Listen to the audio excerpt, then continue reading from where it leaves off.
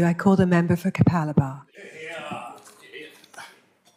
Madam Speaker, I rise to offer my enthusiastic support for the Appropriations Bill 2025, introduced by the Honourable David Janeski, Treasurer and Minister for Energy.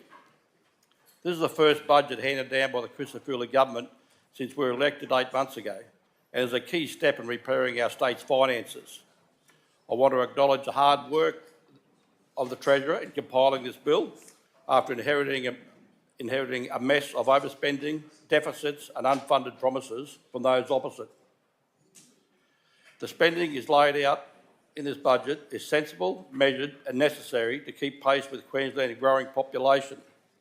Notably absent in this budget are the two Labor taxes that the LNP have axed, the patience tax and stamp duty for first home buyers.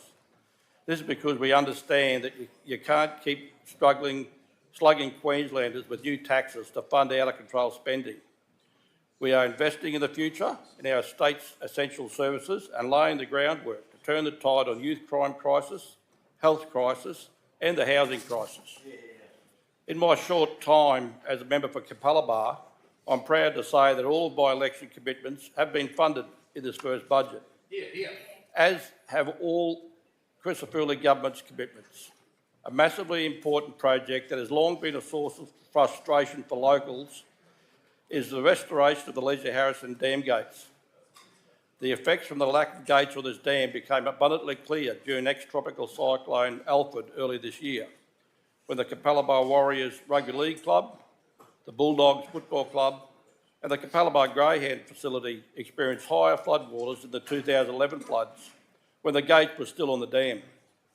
Therefore, it is fantastic that a business case for the dam gates is getting underway, which has finally started the process that has stalled for so many years under Labor. I'm also pleased to report that the construction of the $1 million amenities block upgrade at the Birkdale South State School will commence this school holidays. Alongside this, there is funding for upgrades at Hilliard State School and Alexandra Hills High, as well as providing security for the future of the Sycamore School. This delivers on a key local election commitments.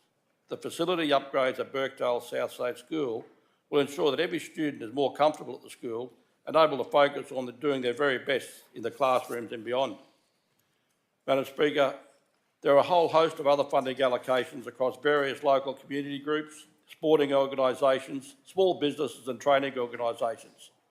I've listened to my local community and it's wonderful to be able to help deliver funding that support the growth of a business or community organisation in the Capalaba electorate. This includes the delivery of a $12 million allocation to fund the new RSPCA Wildlife Hospital and Centre of Excellence at Indigenous Scapes in Capalaba. Not only this new facility will be able to support the growing demand for wildlife rescue and care, but it will also provide opportunities for education within our local community. Perhaps the most exciting announcement in this budget for my community is that funding has been allocated to complete the investigations into the metro expansion to Capalaba. It is terrific to be the member who is getting to work on this key piece of transport infrastructure after years of announcements and no action. On top of this, planning studies are all underway for the Tingalpa Bridge Creek duplication project, which has been a bottleneck cause of congestion for far too many years. This delivery proves just how committed the Crisafulli Government is to improving transports into the Redlands. Madam Speaker, looking beyond this budget, I'm focused on continuing to advocate for improvements to local infrastructure to keep pace with the growing Redlands population. This will especially be vital as we go full steam ahead in the preparations for the Olympic and Paralympic Games. I'm also delivering to improve community safety with $600,000 for anti-motor vehicle theft devices in my electorate of Capalaba.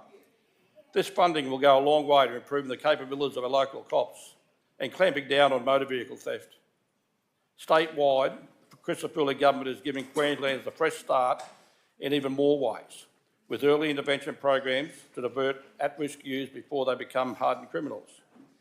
Our government's landmark gold standard early intervention programs are making substantial investments to support our risk youth and tackle the cycle of youth crime before it can begin.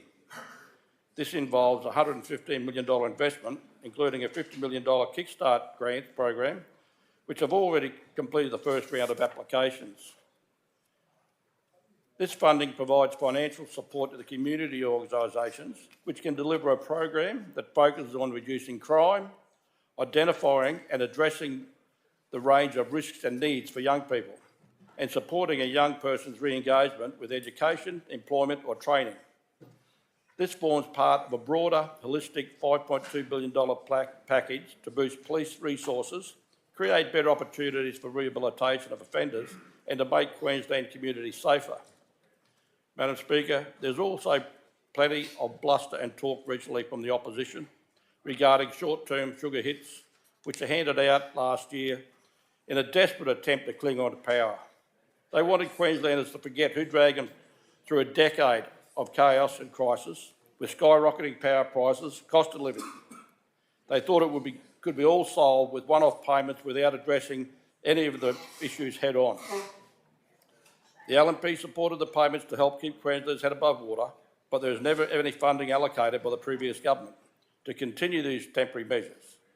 The opposition's pretend outrage is totally disingenuous, and it exposes for everyone to see just how devoid of policy ideas the Labor Party are.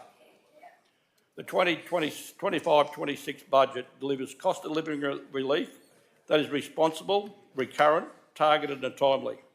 I'm proud to be part of that government, which is serious about fixing the countless underlying issues that have been allowed to grow unabated over the past decade, and will do so while taking our debt situation seriously.